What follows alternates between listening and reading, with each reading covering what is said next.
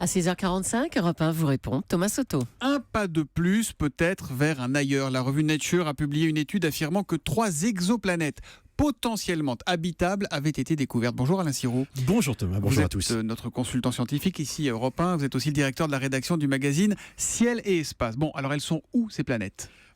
C'est la banlieue, c'est vraiment pour les astronomes, juste à côté, c'est à 40 années-lumière d'ici. Alors, ça nous parle pas trop, car c'est quoi par rapport à Jupiter, c'est plus loin, c'est beaucoup plus loin. L'étoile la plus proche, c'est 4 années-lumière, et celle-ci est à 40, c'est-à-dire 10 fois plus. Alors évidemment, si on prenait une fusée pour y aller, ce serait un peu loin, 400 000 ans en moyenne. Ah, il y a 400 000 ans de voyage. 400 000 ans de voyage.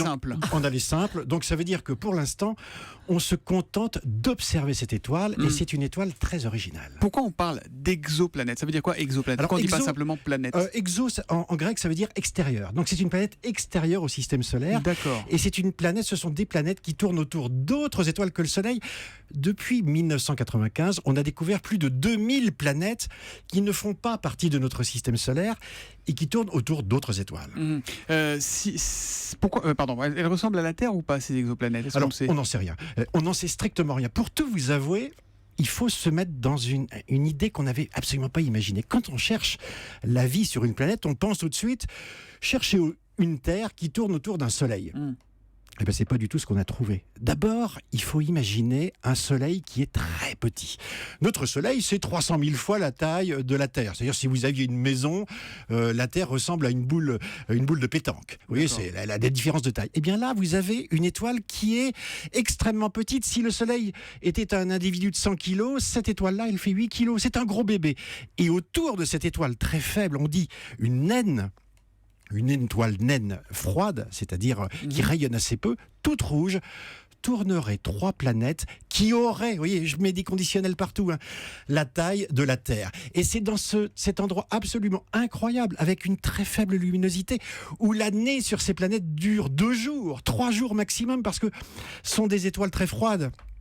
Et pour que les planètes soient proches, eh bien, il faut qu'elles soient collées contre ces étoiles. Donc, c'est un monde qu'on a du mal à imaginer. Mais alors pourquoi on dit, on ne sait pas si elle ressemble à la Terre, vous nous décrivez une planète qui tourne sur elle-même, qui fait son année en 2 jours. Pourquoi on dit qu'elle est potentiellement habitable? On n'en sait rien en fait. Parce qu'on a toujours un peu tendance à confondre ce que l'on cherche avec ce que l'on a trouvé. Et ce qu'on cherche finalement, c'est la vie. Et là, pour le compte, on n'a pas trouvé la vie, clairement, mais on a trouvé une piste pour faire que quand ces planètes vont passer devant l'étoile, ce qu'on appelle un transit, c'est-à-dire qu'elles vont faire une ombre chinoise devant l'étoile très faible, eh bien, elles vont être éclairées par l'arrière, comme si vous aviez un projecteur derrière vous et qui montre vos cheveux, vos habits, qui vous montre une silhouette. Et ce qu'on espère, c'est avec cette faible lumière et des grands télescopes, savoir s'il y a une atmosphère. Si dans cette atmosphère, il y a des atomes, des molécules qui montrent que quelque chose à la surface de ces planètes respire ou pas. Ça veut dire aujourd'hui, Alain Sirou, qu'on ne sait pas s'il y a de l'eau, s'il y a des montagnes, s'il y a des centres commerciaux, on n'en sait rien. C'est ça qui est fabuleux.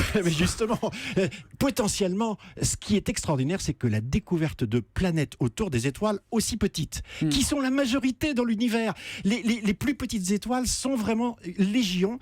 Ça signifie qu'il y a des planètes partout et qu'il y a des milliards et des milliards et des milliards de planètes dans notre galaxie. On sait qu'il y a des milliards de galaxies, mais ça veut dire quoi? Ça veut dire que potentiellement, dans notre Voie lactée, il existe peut-être 20, 30, 40, 50 milliards de planètes comme la Terre, avec une atmosphère dans une zone qu'on dit d'habitabilité, c'est-à-dire là où il fait bon vivre avec de l'eau liquide, solide, gazeuse, finalement comme sur la Terre. C'est fantastique parce qu'on se dit qu'on ne peut pas être seul quand on pense à tout ça. 40, 50 milliards de planètes comme la Terre. C'est ce qu'on se dit, mais il va falloir le prouver. C'est-à-dire qu'on peut l'espérer, mais c'est pas suffisant. Alors maintenant, il va falloir leur trouver un nom. Qui va leur donner un nom à ces 3 planètes? Alors, d'abord, il y a les découvreurs qui donnent un nom. Alors là, pour le compte, ce sont 2 astronomes de l'Université de Liège qui ont un télescope qui s'appelle TRAPPIST, qui a permis cette découverte. Donc on appelle ces planètes TRAPPIST 1, TRAPPIST 2, TRAPPIST 3.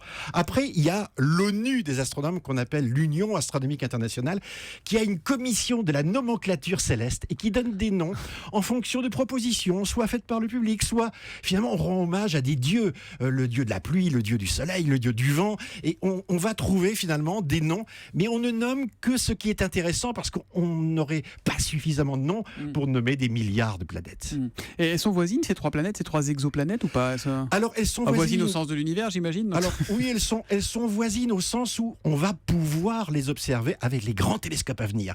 Et ce qui nous intéresse beaucoup, c'est que l'Europe est en train de développer un grand télescope qu'on appelle l'Extremely Large Telescope.